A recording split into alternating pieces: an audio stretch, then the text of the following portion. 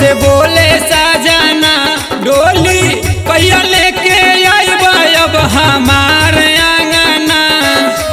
डोली कहिया लेके आइबा अब हमार आंगना।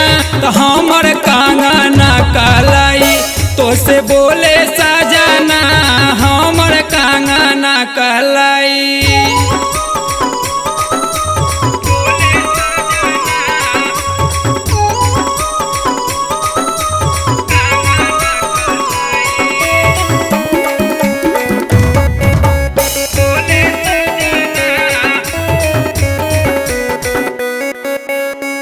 दिलवा में बसल राजा तोहरो सूरतिया हो।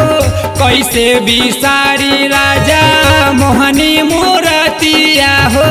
रोजी सुतल में आवेला सपनमा सजना। रोजी सुतल में आवेला सपनमा सजना। तो हमर कांगना कहलाई तो से बोले सजना हमर कांगना कहलाई।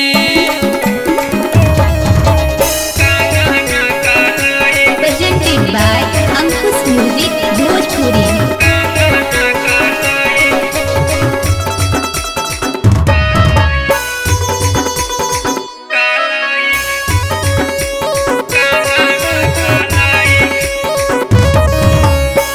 तोरा बिना मन नहीं लगे को छाने राजा। तोहर ला जोगा के रख ले बनिया अपन धाने राजा। कहे न माने ला कहनमा सजना।